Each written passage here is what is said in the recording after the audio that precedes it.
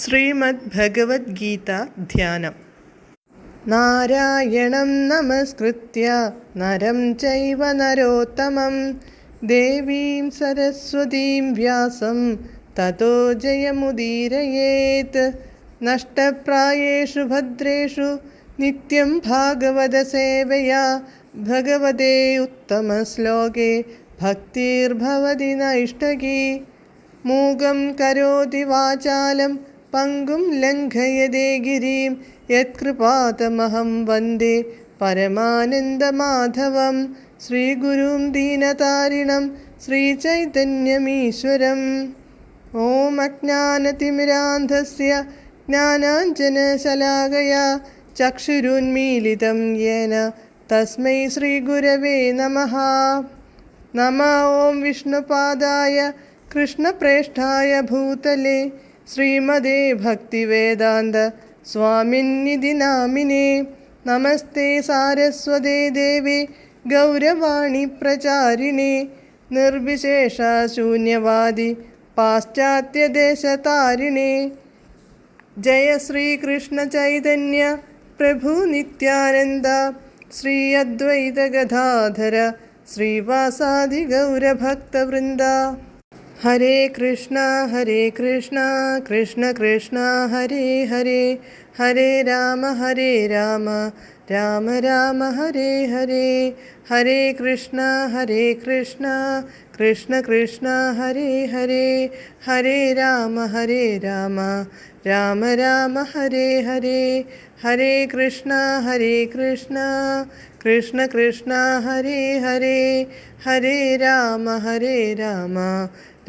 രാമ ഹരേ ഹരേ. ഭഗവത്ഗീത യഥാരൂപം. അധ്യായം 6. ധ്യാനയോഗം. ശ്ലോകം 5, page number 328. ഉദ്ധരേദാത്മനാത്മാനം നാത്മാനമവസാദയേത് ആത്മൈവ ഹ്യാത്മനോ ബന്ധുരാത്മൈവ രിപുരാത്മനഃ. പദാനുപദം.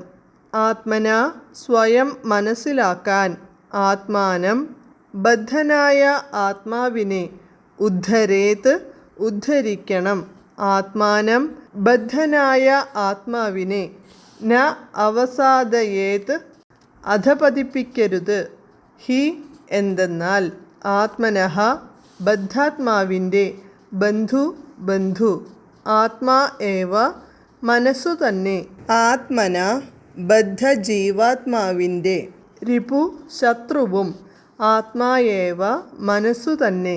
വിവർത്തനം. മനുഷ്യൻ മനസ്സിൻ്റെ സഹായത്തോടെ സ്വയം ഉദ്ധരിക്കണം, അധപതിക്കരുത്.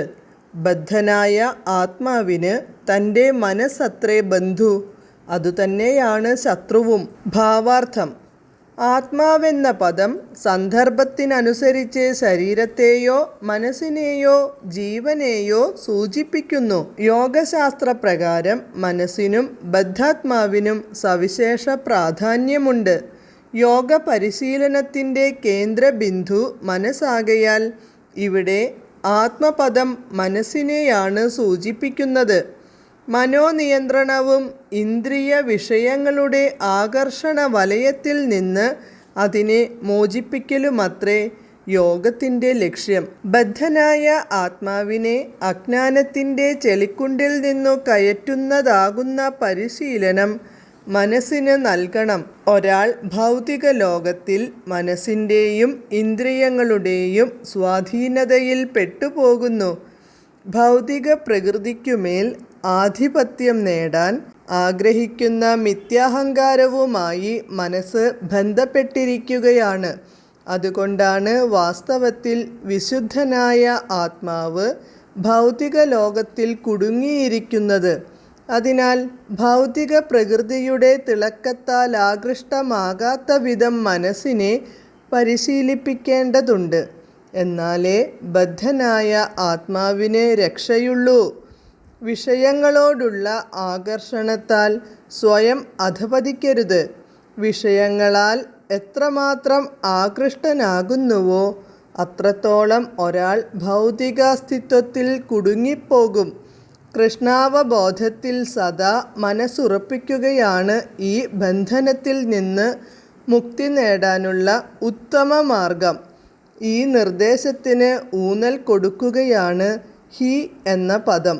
അതായത് ഒരാൾ നിശ്ചയമായും ചെയ്യണം. മന ഏവ മനുഷ്യാണാം കാരണം ബന്ധമോക്ഷയോഹോ ബന്ധായ വിഷയാസംഗോ മുക്തൈ നിർവിഷയം മനഃ. മനുഷ്യന് ബന്ധനത്തിനും മോചനത്തിനും മനസ്സു തന്നെ കാരണം. വിഷയാസക്തമാവുമ്പോൾ ബന്ധനത്തിനും, വിഷയങ്ങളിൽ നിന്ന് വേർപെട്ടാൽ മുക്തിക്കും അത് ഹേതുവാകുന്നു.